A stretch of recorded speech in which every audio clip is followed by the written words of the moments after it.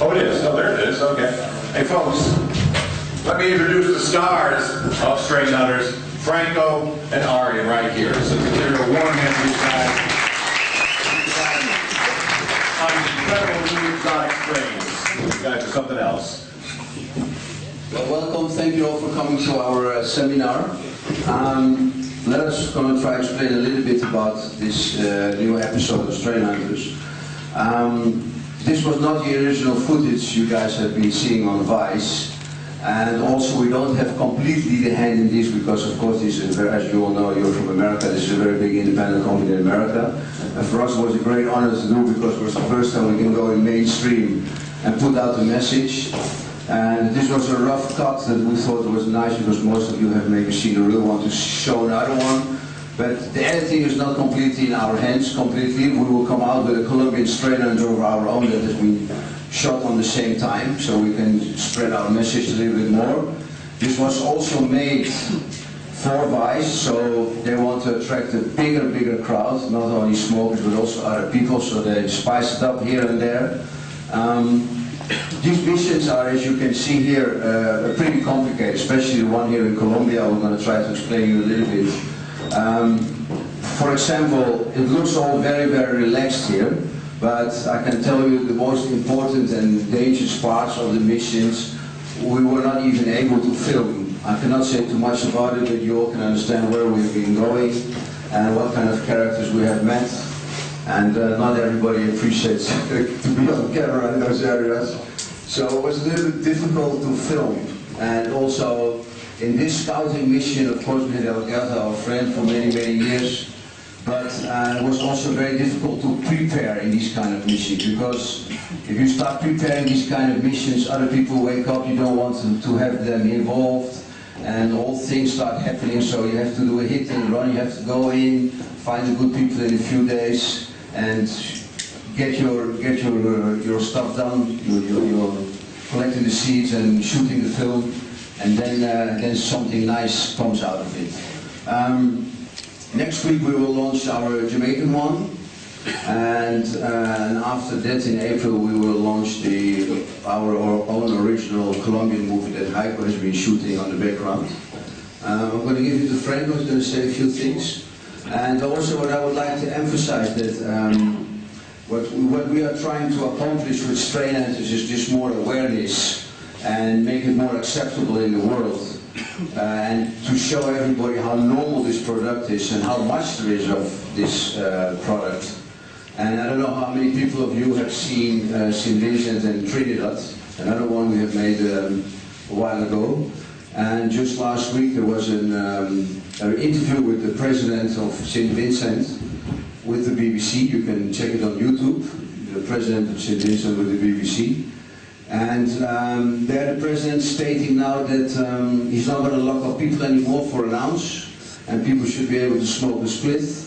And what are they going to do about the whole case, because America is regulating, they don't want to import it from America, that's what they clearly said on the BBC interview. So they're also thinking about their own recreational medical marijuana use. And we wrote them a letter a while ago, and we also made a movie there a year ago. And then we really stayed two countries next to each other, Trinidad and St. Vincent. And in Trinidad, when we arrived, there was a state of emergency, tanks were in the street, nobody was allowed after 6 o'clock, was a curfew. So a very high tense country that is completely ruined by cocaine trade and people using crack and no-go areas. So we basically say in our documentary, don't go there because they locked up all the planters the last 5 years. And then like literally 30 miles next to it, there's another country where everybody's really happy and smoking pot. And we showed those both things in the documentary. And now even in some countries, it's not only of course in St. Vincent, we've got Uruguay. And because of you guys in the States, the coffee shops in Holland are still open. So everybody's helping each other to spread out this message that it should be more regulated. And that's one of the things we're trying to accomplish with Strain Hunters, besides collecting, of course, valuable seeds that can be a benefit to all of us in the future. I'm going to get to Franco. Thank you very much. The first thing I want to say to everybody is that without the man to my right, Delgado, all this would have not been possible. I mean, This is the person who made it all possible.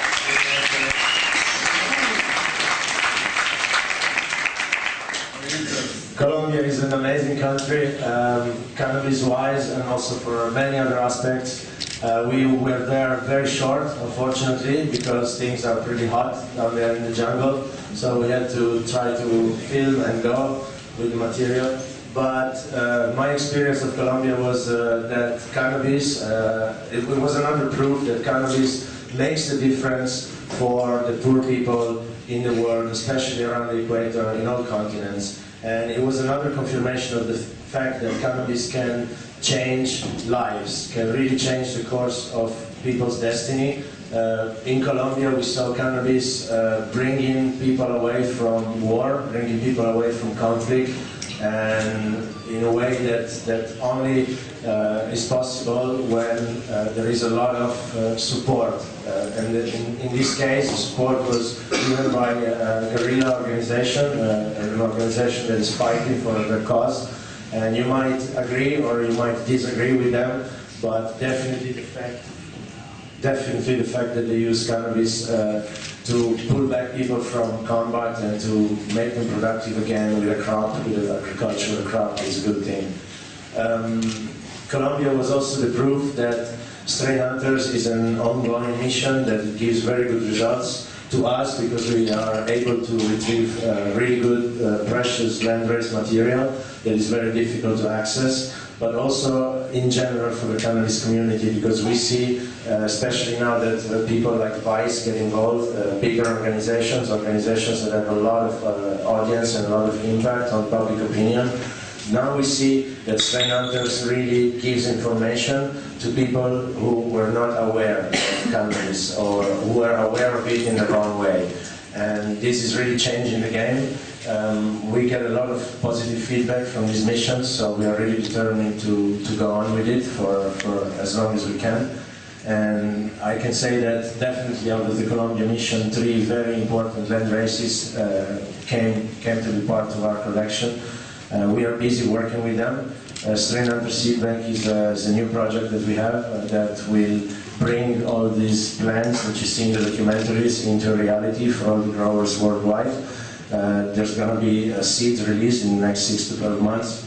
They are regular seeds, exactly the F1 generation from the selected plants that we chose in the fields you see in the documentaries. So for us, this is a very special project, something that can really give access to everybody to the original land-raised material that otherwise the only way to get your hands on it would be to actually travel to those places and take the chance yourself. I want to give the word to Elgato. He can tell you more about his own country. It's one of the most beautiful countries in the world for sure, and one of the most cannabis friendly also. And the weed that I smoked there was definitely one of the best experiences I had cannabis-wise ever. Thanks, Martin. Thanks, Arjan, first of all, for trusting, for going there. Yeah, I know Colombia has a bad reputation, but for me it was a pleasure to show them that it's a safe and a beautiful place.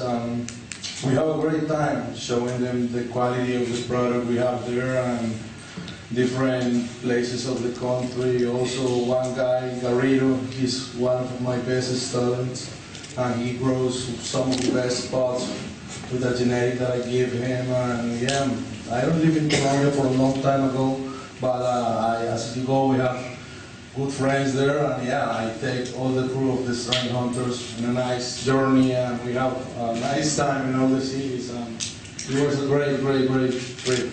Thanks, Arjan and Strain Hunters, for everything.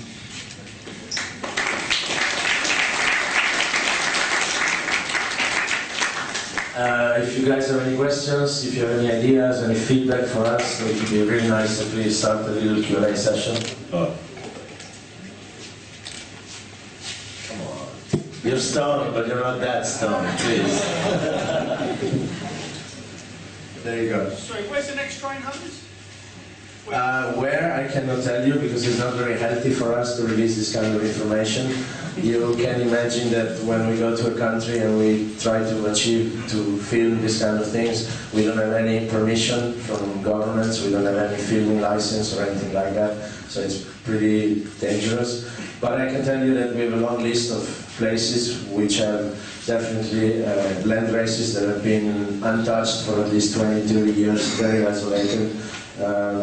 On the list for the future, I can say Philippines, I can say Nepal, I can say more countries, and definitely we're not going to stop. Yeah. Could you elaborate a little more on what exactly a landrace seed is and how it's defined? A landrace is defined as an autochthonous plant, so an indigenous plant that is particular to an area and that is not being crossed, that is not being changed by coming in contact with different genetics. When we identify land races, we are quite strict in our criteria. That means that we consider a sufficient period of isolation, something that begins with 10, 15, 20 years of inbreeding, of natural inbreeding. Sometimes man is part of this game. I give you an example of Malawi. In Malawi, Malawi land races are produced on a massive scale. Nevertheless, they are produced in very isolated areas, and there is no input of any other seed from any other area.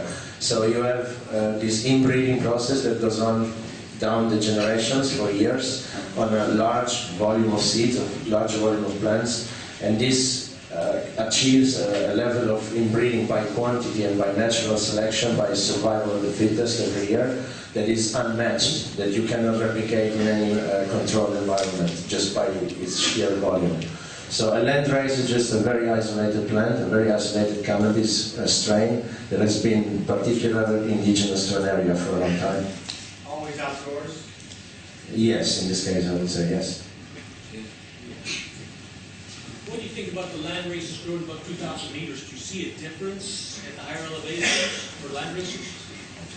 There is we noticed during our India expedition especially that the altitude factor is very determining the size of the leaf in the genetics. We saw the same genetics grow at different altitude between 1,500 meters on the sea level and up to 3,600 meters on the sea level.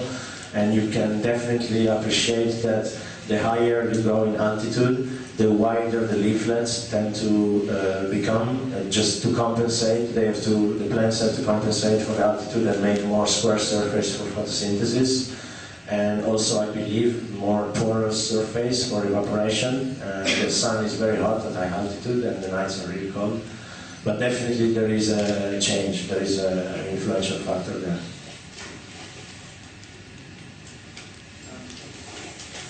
Yeah. Does it change the potency of the THC and the CBD levels in the plant? Yeah, definitely it influences. I mean, just because the sunlight factor is different, I would say that factor alone, the sunlight, is a big factor that influences it. I don't know personally, I don't have scientific data to say if altitude itself influences it, but I think definitely it's so many factors involved. Yeah, especially in the north of India, you see the plants there that are not nice to smoke. That's why they make the charas from it, you know, basically the hand-grown hashish. Same for Nepal. And the plants look beautiful, but they taste not as you wish they would be tasting. So that's why we make the hash. Yeah. About Colombia, what makes you think that the legalization of the cannabis would lead to less exploitation of the people there by the guerrillas and tribes that distribute? Well, it's a complicated question. One of the main reasons of the war there is that it used to be all coffee farmers, and when Monsanto came around, which one was the American one? 1960s. One of the big chemical companies passed by with new coffee plants, and then they needed fertilizer. And the rest of the story is history. The plants died out a few years because they could not afford fertilizer anymore. And basically the big landowners came in and bought all their land. Now you see a situation where it could be Afghanistan or it could be any other well-known international group who's fighting some kind of government is being supported by money that comes out of cocaine or heroin trade or whatever. And one of the good things is you saw in some of the areas in Colombia now where there used to be a lot of coke, you see all growing popping up from marijuana, so marijuana is getting popular again instead of cocaine. So there's all kinds of different angles in a country, you know, some wars are getting financed and some wars not. But on the other hand, we're always talking about legalization and regulation.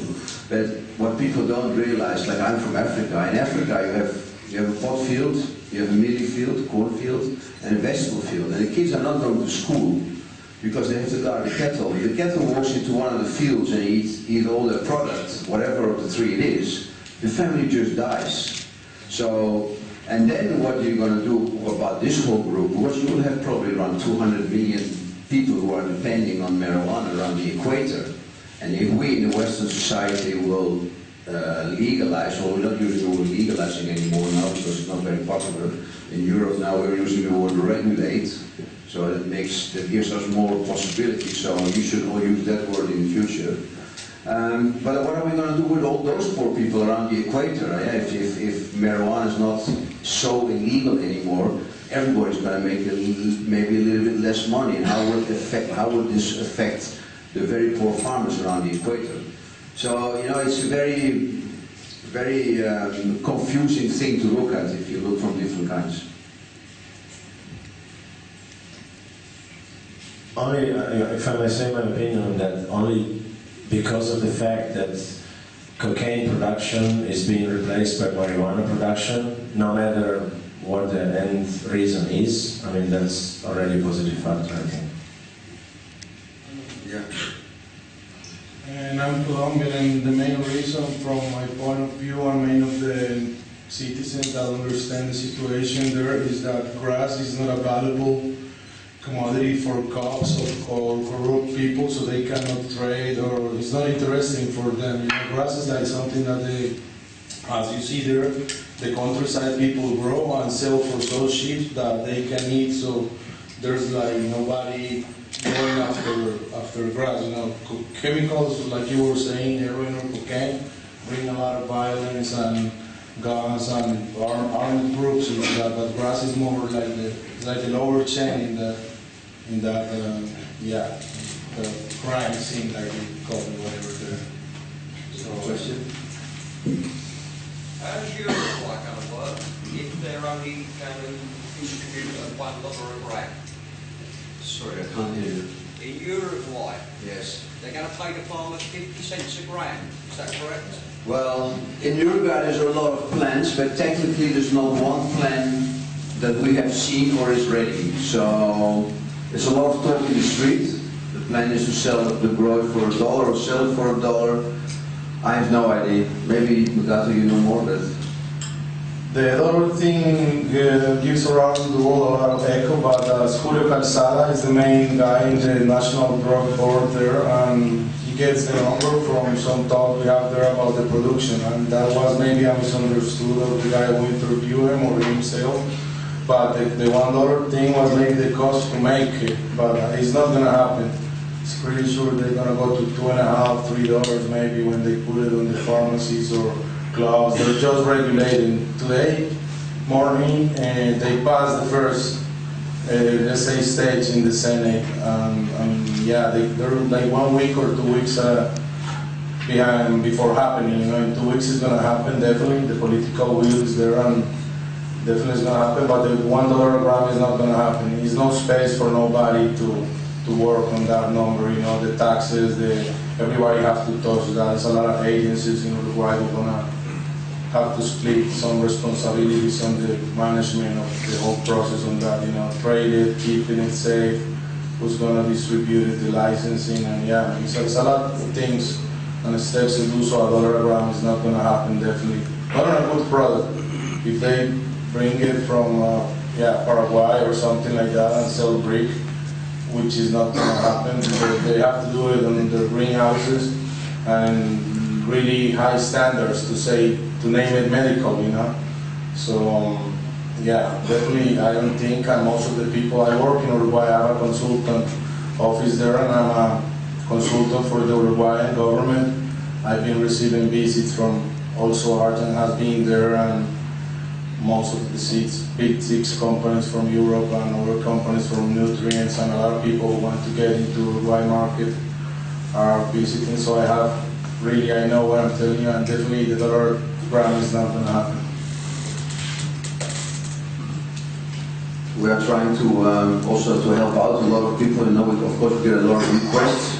So I said before with St. Vincent and also with the Uruguayan government. And we have a model here now that we are presenting. We had a big meeting 1 month ago with a group organization. And you probably have seen us. We've been endorsed by Richard Branson. He's helping us out with our foundation.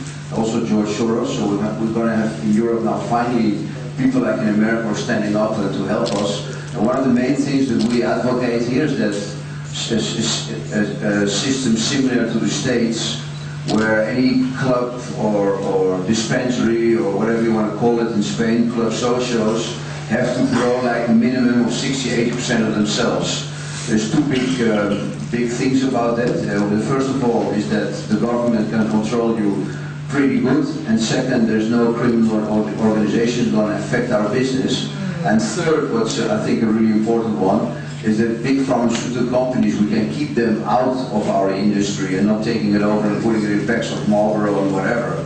So if we all endorse this plan in the future where the dispensary or the club owner or whoever is selling the marijuana has to also take responsibility for growing it, you can create a whole closed circle without too much involvement, and then amongst each other you can share the kilos that you don't grow the variety. So we're trying to create this platform now in Holland and in Spain and with some other people in some other countries to make sure that we have a bright future and that we don't make the same mistakes that Holland made the last 25 years with our politics.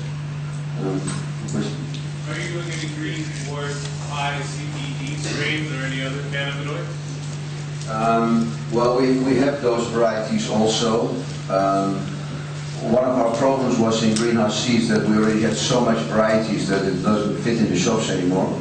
And the second thing is we're starting with strain hunters now, where we are concentrating on land races, because we think that also has a future for other purposes. But we are looking at that and we are working that like any other company. When we were in charge of the production of medicinal marijuana for the Dutch pharmacies between 2001 and 2004, we had the chance to work with industrial hemp varieties, in particular Fedora, Felina, and Carmagnola. And there's definitely a very high potential there for high CBD development, like my good friend Franco Casalona can testify. And yeah, we are busy with it, but it's a long way because you have to consider the synergy effect. CBD alone doesn't work, the same as THC alone doesn't work. And to get to know how exactly it works and the best synergy is not always easy. It's not going to be a fast development, but definitely it's the future for medical.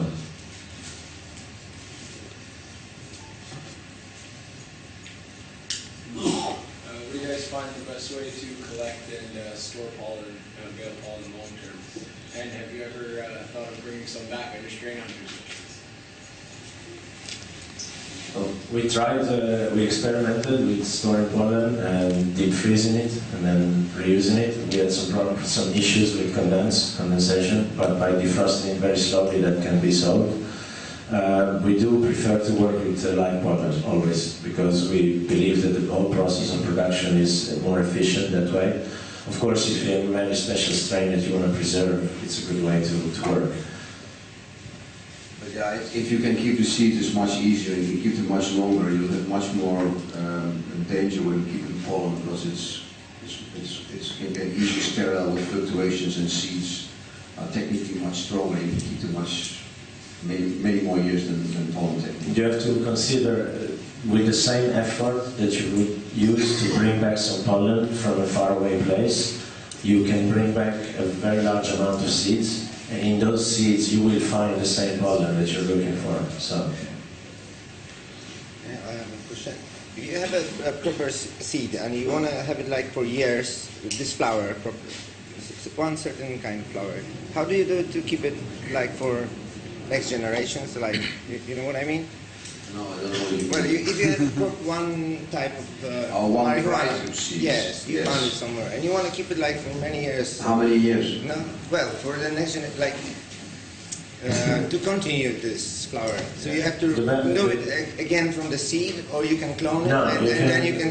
You can preserve it through mother plants, of course, and then if you have seeds that are very valuable, there are ways to preserve seeds for a long time. If you don't have seeds, then if you have just a clone, Then just keep it alive and try not to go down too many generations. Try to keep your mother plants alive as long as possible so that you don't have to go down too many. That you will have a slight degeneration after many, many years. So what you will have to find, if you have an only clone, only variety, you will have to find a male plant that's in a similar lineage, mix it. and then cross it back a few times, and then you come very close to the original, and then you can start the whole process over again for 10, 20 years. Thank you very much. That's what I thought. But it depends a little bit how strong your variety is, if you can give it 10 or 20 years. Because there's a lot of varieties that are around, and one is stronger than the other. Yes. Okay. Thank you very much. I think we can call the seminar closed. Please come visit us in the greenhouse. We are very excited about our Flower Bomb Kush this year. Thank you very much to High Times for organizing the Cannabis Cup, for believing in Amsterdam one more time. We are very proud of it. Enjoy, be safe.